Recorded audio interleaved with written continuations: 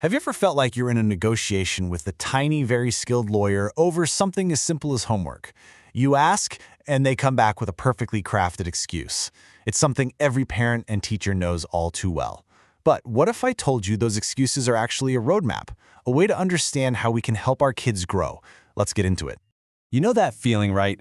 You bring up a messy room or a bad grade, and suddenly you're getting a whole story that has nothing to do with taking responsibility. It honestly feels like you're talking to a brick wall. And if you've ever felt that little burst of frustration, trust me, you're not alone. This is a battle we're all fighting. Yes, the classic.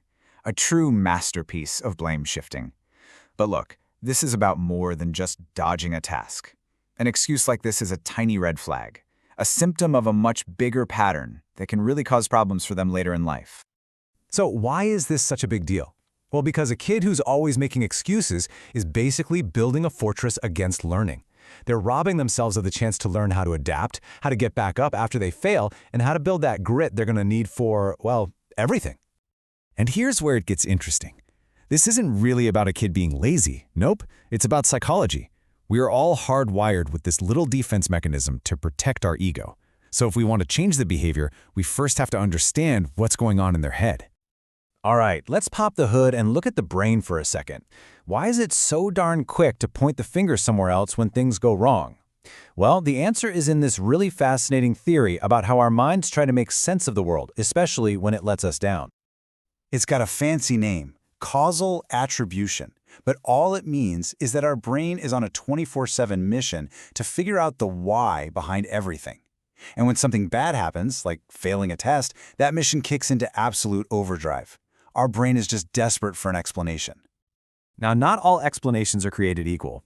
Our brain can blame something inside us, like how much effort we put in, or it can blame something outside, like a really tough test. But the real fork in the road, the thing that changes everything, is control. Do we think the cause is something we can change, like our study strategy, or something we're stuck with, like luck?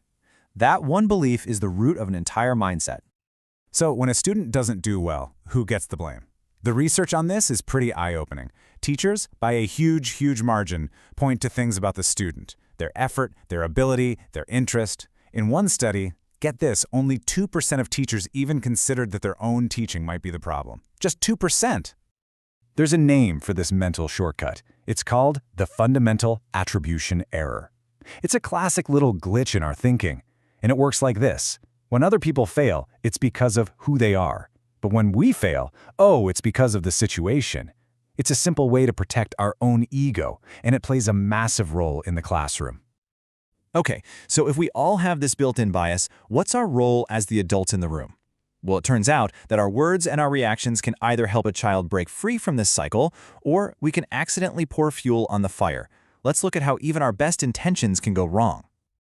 This can create a really destructive feedback loop. It starts when a student fails. The adult decides it's because the kid just doesn't have the gift for that subject. So they feel a little pity and they lower their expectations. The kid picks up on that, starts believing they aren't smart enough, and guess what? Their performance gets even worse. It's a textbook self-fulfilling prophecy. And this is where you see a huge disconnect. An adult might see a failure as this permanent thing, a sign of low ability. But from the kid's point of view, it was just a temporary slip-up. Maybe they were tired or just being sloppy. This massive gap in how we see the exact same event is where so much frustration comes from. Okay, that's enough about the problem. We've dug into the why, and now it's time for the how. How can we as parents and teachers actually help our kids build this true sense of responsibility? Let's get into some real, practical strategies that actually work. First things first, you have to change the entire culture around mistakes. We need to create a space, whether it's at home or in the classroom, where mistakes are actually welcome. We can share stories of our own failures. We can talk about errors without judgment. Because when we do that, we send a powerful message. A mistake doesn't define you, it refines you. All right, this next one is maybe the most important. It's all about the words we choose. One of the biggest changes we can make is to shift our feedback so that it only focuses on the things a child can actually control. Just look at the difference here. Instead of saying, "You're just not a math person," which is a label, we can say, "This strategy didn't work, let's find another one." See that? It shifts from a fixed identity to a changeable action. And it works for praise too. You're so smart is nice, but your hard work really paid off is so much more powerful because it connects their effort to their success. This is how we teach them they're in the driver's seat. There's this fantastic teaching model out there, and it's basically a simple 3-step dance. Step 1, I do. You model how it's done. Step 2, we do. You do it together. And step 3, you do. You let them take the lead. This simple progression, I do, we do, you do, is a powerhouse for building confidence and a real sense of ownership.